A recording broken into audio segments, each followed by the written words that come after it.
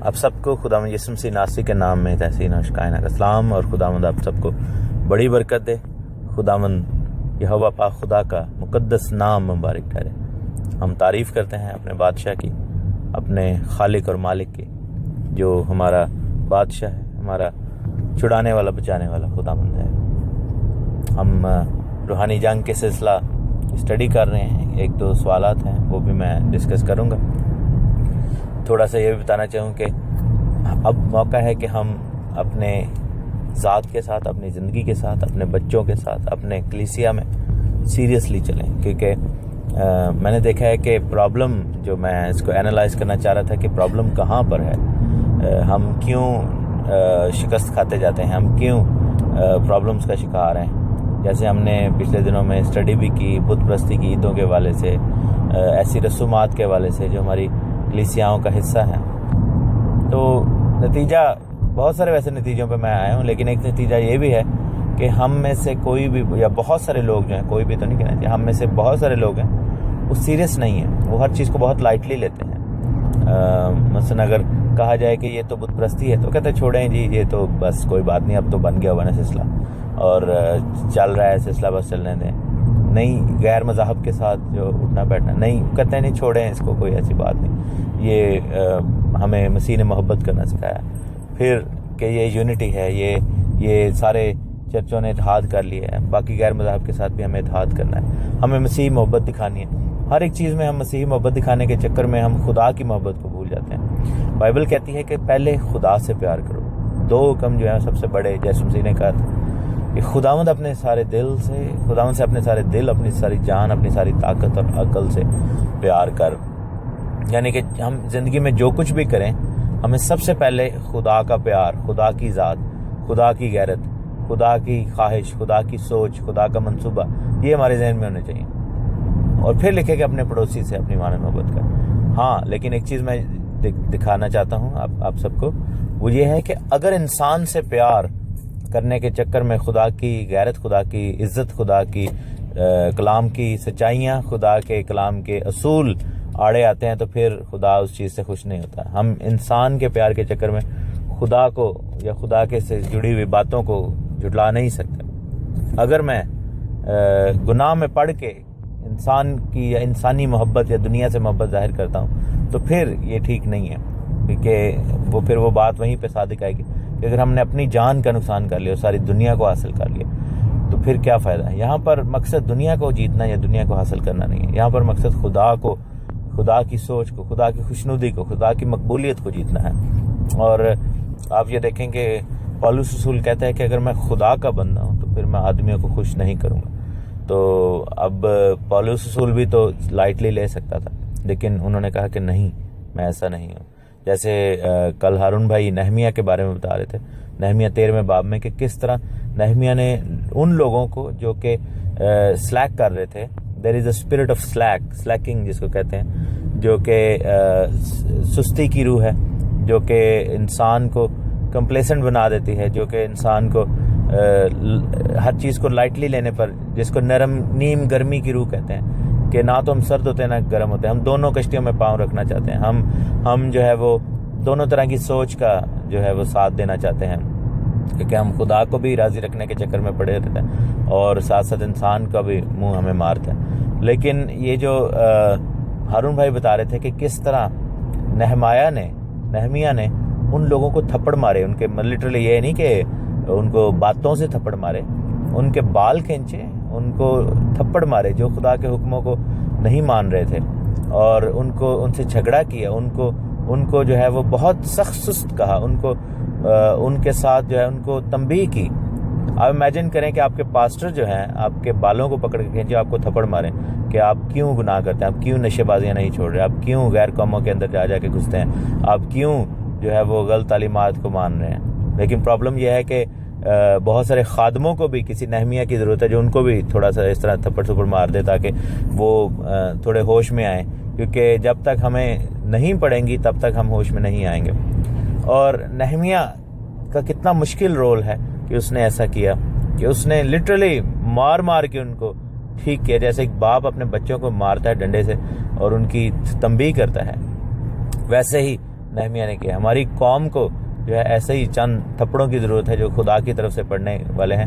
اور میں سمجھتا ہوں کہ اس دنیا میں اگر ہوش آ جائے تو بہتر ہے, ورنہ جب خدا ان کی بادشاہی آئے گی تو بہت لیٹ ہو چکا ہوگا. بہت ساری چیزیں, بہت ساری سوچیں جو ہم خدا کی طرف سے سمجھ کے مناتے یا چلاتے ہیں, تو وہ خداوند ہمیں کہے گا کہ یہ سب بطلان تھا, یہ سب فضول تھا. میں نے تو اس چیز کی نہ تو ڈیمانڈ کی, نہ ہی مجھے اس چیز کی خواہش تھی, بلکہ مجھے کراہیت آتی تھی تمہارے ان کاموں سے.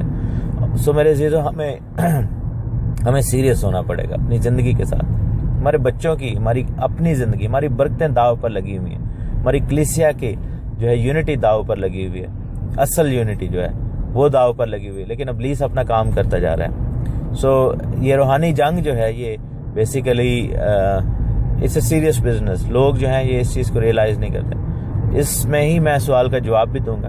ہمارے بھائی شیراز فرانسس نے امریکہ سے, ورجینیا سے سوال کیا.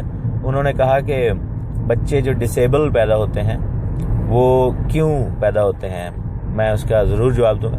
ایک اور بھائی نے سوال کیا کہ یہ جو آپ نے کہا تھا کہ الرجیز جو ہیں ان کے پیچھے بھی بری تاثیریں کھڑی ہیں, تو آپ بیکٹیریاز کو بدرو ہیں کہہ رہے ہیں. بیکٹیریاز جو ہیں وہ تو مثلا کہ سائنٹیفک اپروچ ہے. تو میرے عزیز, آپ نے بالکل ٹھیک کہا, بیکٹیریا بدرو نہیں ہوتا, بالکل نہیں ہوتا, نہ ہی وائرس بدرو ہوتی, لیکن یہ اس بدرو کا رزلٹ ہوتا ہے. کیونکہ اوبیسلی دیکھیں کہ جس طرح خدا بھی جب برکت دیتا ہے تو برکت تو روحانی ہوتی ہے, یعنی کہ فیور خدا کی طرف سے آتی ہے, لیکن اس کا رزلٹ جسمانی نکلتا ہے. جیسے جب خدا برکت دینا چاہتا ہے تو ہمیں جاب کی صورت میں برکت دیتا ہے, اولاد کی صورت میں, روپے پیسے کی صورت میں, ہمیں ترقی کی صورت میں, عزت شہرت کی صورت میں, حکمت کی صورت. تو اس کا رزلٹ ہمیشہ جو آؤٹ کم جو ہے وہ جسمانی ہوتا ہے. اور جو بیکٹیریا ہے, اسی طرح جب شیطان حملہ کرتا ہے یا ابلیس کی قوتیں ہمارے خلاف کھڑی ہوتی ہیں تو ان کا اٹیک تو روحانی ہوتا ہے, لیکن اس کا رزلٹ جو ہے وہ جسمانی ہوتا ہے. سو یہ جو بیکٹیریا ہے یا یہ جو وائرس ہے یہ اس حملے کا رزلٹ ہے. اور لوگ آزاد ہوئے ہیں جب انہوں نے ان چیزوں کو, ان تاثیروں کو جو ان بیماریوں کمزوریوں کے پیچھے کھڑی ہیں ان کو دور کیا اپنی زندگی سے, تو وہ بیماریاں کمزوریاں بھی دور ہوئیں. آپ یہ دیکھیں کہ یسوع مسیح کے پاس, جیسا کہ ہم نے کلام میں پڑھا, کہ لوگ بیماروں کو لے کر آتے تھے لیکن ان میں سے بدروہیں نکلتی تھیں. دیٹ مینس کہ ان کی بیماریوں کے پیچھے ابلیس کا ہاتھ تھا. ٹھیک ہے نا. ابلیس جو ہے وہ بیماریاں کریٹ کر کے ہماری زندگی میں یعنی کہ پیدا کرنے کی کوشش کرتا ہے. اور ابلیس کے ستائے ہوئے جو لوگ ہیں پھر ان کو چاہیے کہ ابلیس کو مار بگائیں, اپنی زندگی سے ڈانٹ کر بگا دیں, تو پھر جو ہے وہ بیماری کمزوری بھی بھاگ جائے گی. اب بات آتی ہے شیراز صاحب کے سوال کے اوپر کہ بچے ڈسیبل کیوں پیدا ہوتے ہیں. میں آپ کو بائبل میں سے 1-2 مثالیں دیتا ہوں. مرکز کی انجیل اس کا 9واں باب اور اس کی 17ویں آیت. مرکز کی انجیل اس کا 9واں باب اور اس کی 17ویں آیت. لکھا ہے کہ بھیڑ میں سے ایک نے اسے جواب دیا کہ اے استاد, میں اپنے بیٹے کو جس میں گنگی روح ہے تیرے پاس لایا تھا, اور جہاں وہ اسے پکڑتی ہے پٹک دیتی ہے اور وہ کف بھر لاتا ہے اور دانت پیستا اور سوکھتا جاتا ہے, اور میں نے تیرے شاگردوں سے کہا کہ وہ اسے نکال دیں مگر وہ نہ نکال سکا. اب یہاں پر ہم دیکھتے ہیں کہ ایک بچہ, ایک لڑکا آیا ہے, اس کا باپ اس کو لایا ہے اور اس کے اندر گنگی بدرو ہے. گنگی سے مراد یہ ہے کہ اس نے زندگی بھر کچھ نہیں بولا. سو گنگا جب کوئی اس طرح ہوتا ہے تو وہ پیدائشی ہی گنگا ہوتا ہے. تو یہاں پر ایک ایگزامپل ہے کہ دیر از اے ڈسیبلڈ چائلڈ, ایک ایسا معذور بچہ ہے جو کہ گنگا ہے اور وہ بول نہیں سکتا, اس کی معذوری یہ ہے. سو شہری بھائی کا یا شیراز بھائی کا یہ کوشچن اس پر فٹ آتا ہے کہ جو بچے ڈسیبلڈ پیدا ہوتے ہیں وہ کیسے ہوتے ہیں. پھر اس کا ثبوت فردر دیکھیں 20ویں آیت میں. بس جب اسے یسوع کے پاس لائے اور جب اس نے یعنی کہ اس بچے نے یسوع کو دیکھا تو فل فور روح نے اسے مروڑا, یعنی اس گندی روح نے, اور وہ زمین پر گرا اور کف بھر لا کر لوٹنے لگا, یعنی کہ زمین پر لوٹ پوٹ ہونے لگا. یسوع نے اس کے باپ سے پوچھا کہ یہ اس کو کتنی مدت سے ہے. اس نے کہا بچپن سے. ٹھیک ہے. یہاں پر ہم دیکھتے ہیں اگین وہی further qualification of the question کہ وہ بچپن سے ہی گنگا تھا, یعنی کہ وہ پیدا ہی ڈسیبل ہوا تھا بچپن سے. اوبیسلی اس نے ایک لفظ بھی نہ بولا تھا اور اس کی زبان جو ہے وہ جکڑی ہوئی تھی. سو ڈسیبلٹی جو ہے یہ ایک طرح کی ڈسیبلٹی ہے. میں سمجھتا ہوں کہ خداوند خدا جو ہے وہ کبھی بھی اپنے لوگوں کو غلط نہیں بناتا, ڈیفارمڈ یا ڈسیبلڈ نہیں پیدا کرتا. خداوند زندگی کا خدا ہے اور وہ پرفیکشن کا خدا ہے.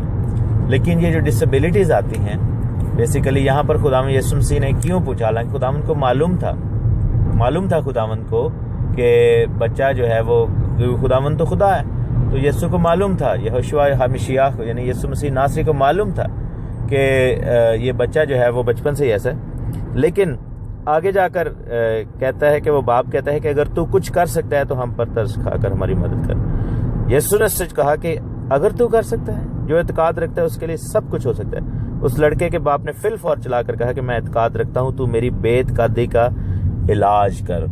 یہاں پر یسوع مسیح نے اس کو جو دکھانے کی کوشش کی وہ یہ تھی کہ بچہ تو پیدا ہوا ہی ڈسیبل، لیکن ایکچولی کیا ہوا تھا کہ اس کی ڈسیبلٹی کا ریزن جو تھا، خداوند نے جان بوجھ کے اسے پوائنٹ کیا کہ یہ کب سے ایسا ہے. تو اس نے کہا جی بچپن سے ایسا ہے. لیکن خداوند نے پھر اس کو ایک دم پھر چیلنج اپ کیا.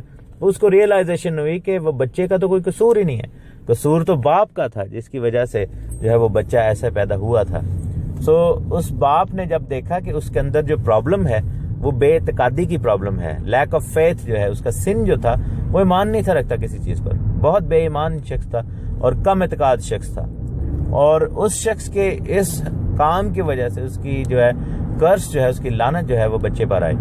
ٹھیک ہے، تو یہاں پر ہم دیکھتے ہیں کہ کس طرح اس نے پہلے کہا کہ تو میری بے اعتقادی کا علاج کر، اور پھر خداوند نے اس کی بے اعتقادی کا علاج کیا. یعنی کہ وہاں پر صرف اس بچے کو شفا نہیں ہوئی، اس باپ کا بھی اس نے توبہ کی، اس نے گناہ کو ایکسیپٹ کیا اپنے کہ ہاں یہ میرا پرابلم ہے. اس کے بعد جو ہے ہم دیکھتے ہیں کہ بچہ شفا پا گیا. اور ہم خداوند کے کلام میں آگے بھی دیکھ سکتے ہیں، اور بھی ایسی ایگزامپلز ہیں، there are so many examples in the Bible جہاں پر ہم دیکھتے ہیں کہ پھر لکھا ہے کہ ایک عورت تھی لوکا کی انجیل 13 باب میں جو کہ کبڑی تھی. ٹھیک ہے، اب اس کی ڈسیبلٹی جو ہے وہ بچپن سے نہیں ہوئی، لیکن لکھا کہ 18 برس سے کسی بدرو کے باعث کمزور تھی اور وہ کبڑی ہو گئی تھی، سیدھی نہیں ہوتی. اب یہاں پر ڈسیبلٹی ہم دیکھتے ہیں کہ بچے کے اندر ڈسیبلٹی نہیں آئی، بلکہ وہ جوانی کے عالم میں اس کے اندر ڈسیبلٹی آ گئی. اگین وہی بات ہے کہ وہ اپنے گناہ کی وجہ سے ایسی تھی. ٹھیک ہے، اور گناہ خداوند جب دیکھے کہ معاف کیا تو اس کی ڈسیبلٹی جاتی رہی. سو اٹ ڈزنٹ میٹر کہ وہ بچے میں disability at the time of birth ہے یا پھر آپ کے اندر بعد میں کوئی ڈیفیکٹ آ گیا.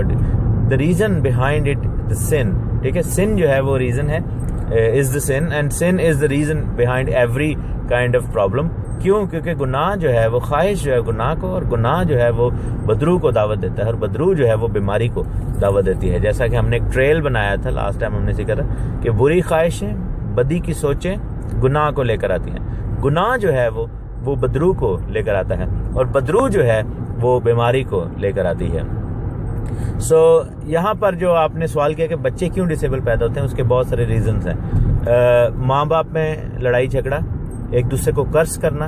ٹھیک ہے، اب مثلا اگر فرض کرو ماں اور باپ لڑائی کرتے ہیں، ایک دوسرے کو لان تان کرتے ہیں، تو اگر پیٹ میں بچہ ہے تو ابلیس آپ کے الفاظ کو موقع بنا کے، اس کو بیس بنا کے آپ کے بچے پر اٹیک کرتا ہے. بہت سارے لوگ کہتے ہیں کہ ابلیس ایسا کیوں کر سکتا ہے، وہ تو بہت بچہ ہے، ابھی تو پیدا بھی نہیں ہوا.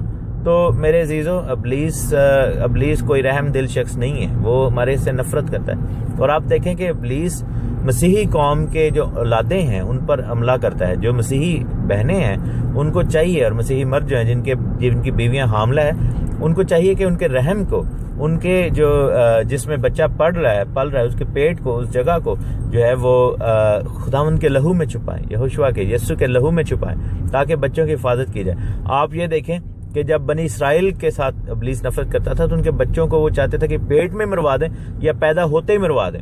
آپ نے اگر بک آف ایکسوڈس میں خروج یا کوچ کی کتاب میں نہیں پڑھا تو آپ ضرور جا کے پڑھیں کہ کس طرح ابلیس کی شروع سے ہی یہ خواہش رہی ہے کہ ہمارے بچوں کو مروا دیا جائے، پیٹ میں مروا دیا جائے یا ڈسیبل کر دیا جائے. لیکن آپ یہ دیکھیں کہ اور اسپیشلی آپ دیکھیں غیر قوموں کے جو اندر ہیں، مسلمانوں میں نے دیکھا ہے کہ بہت زیادہ ڈسیبلٹی ڈسیبل بچے پیدا ہوتے ہیں. ہندوؤں میں اس کا ریزن جو ہے بت پرستی اور غلط تعلیمات ہیں، کیونکہ جو لوگ بت پرستی سے جڑتے ہیں ان کے اندر ابلیس پھر موقع پاتا ہے. پھر سیلف کرسنگ بھی جو ہے وہ اس طرح کی ڈسیبلٹی کا باعث بنتی ہے. بہت ساری عورتیں جب حاملہ ہوتی ہیں تو درد کے باعث اپنے آپ کو کوستی ہیں یا کسی اور ریزنز میں اپنے آپ کو کوستی ہیں، جس کی وجہ سے ڈسیبلٹی کی گندی بدرو جو ہے وہ بچے پر جو ہے اٹیک کر سکتی ہے. سو ہمیں مسیح میں مسرور رہنا ہے، خوش رہنا ہے، ہمیشہ پازیٹیو بات کرنی، ہمیشہ برکت کی بات چاہنی، اور پھر کچھ لوگ جو ہے اپنے بچوں پر لان تان کرتے ہیں کہ کہتے ہیں کہ یہ پیدا نہ ہی ہوئے تھے بہتر ہے، یا پھر کہتے ہیں کہ خدا کرتا ہے تو نہ ہی پیدا ہوتا، اس طرح کی چیزیں بھی کہتے ہیں لوگ. اگر بچہ کوئی تنگ کرے یا ان کو ستائے تو اس چیز سے بھی ڈسیبلٹی آ جاتی ہے، کیونکہ یہ جو کرسنگ ہے اور یہ جو سن ہے ماں باپ کا گناہ، یہ بچوں کے اندر اس طرح کی چیزیں لے کر آتا ہے، کیونکہ بچوں نے خود تو کوئی گناہ نہیں کیا تھا، لیکن باپ دادا کا گناہ جو ہے وہ ٹریول کرتا ہے اور وہ فیملی. اور ایک اور ریزن بھی ہے فیملی جنریشنل کرسز.